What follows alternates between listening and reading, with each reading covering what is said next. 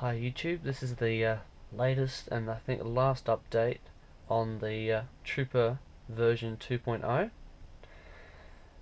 The last couple of changes I've made have been a fly screen mesh protecting the interior, new tyres and wheels, and I've made some changes to the roll cage that featured in the last video.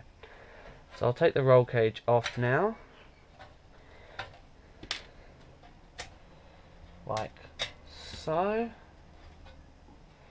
and show that to you. So this is my first ever masked paint job.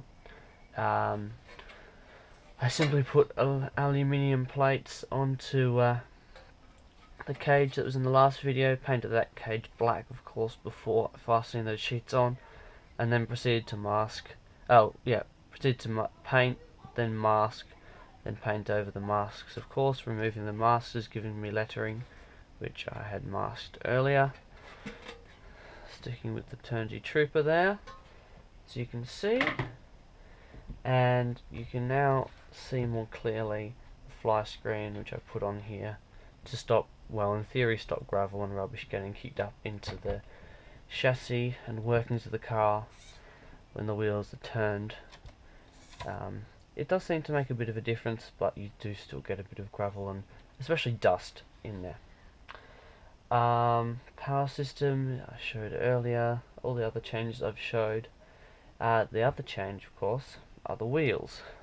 Now I was looking at getting some branded wheels, aka Proline trenches or maybe Louisia Pioneers, something along those lines, but in Australia postage costs an awful lot from the US, and it was going to be costing me about $35 to $40 per pair for a set of wheels, and then about twice that for postage, which is a bit ridiculous. And I bought a Trooper because I didn't want to spend heaps of money on RC. So instead I bought these off eBay. It was $27 for 4, and that was with free shipping. And this is comparing them to the old wheels.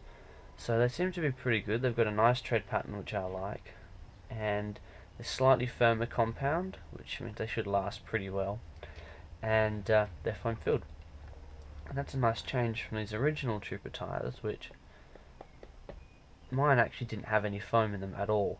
And as time has gone by, they proceeded to split. A whole section of this actually came clean off on my first run with the new power system. It was on the front wheel and I was doing a donut, so it came off the ground and ballooned ridiculously. But the other wheels aren't faring all that much better either. They've pretty much had it. So it was time for some new wheels and tyres, so I got these, and I'll see how these bad boys perform. But if they perform well, they're cheaper than buying the original Trooper tyres, and they seem, well, I prefer the design and the fact that they're foam filled. So that's it. I will be replacing this central diff out with 6,000 weight shock oil as soon as I get around to it, and I might put a quick update up as to how that changes the performance. But at the moment, with the old tyres, it would lift the front wheels like a millimetre off the ground or so when you gave it full throttle from a standing start. So I'll see how these new wheels perform, and I'll get back to you with a bit of an update about that and whether I changed out the oil.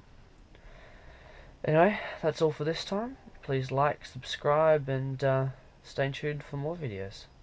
Hopefully a running video of this car completed with this setup should be coming soon, but YouTubing is not my priority at the moment, so it might be a little while.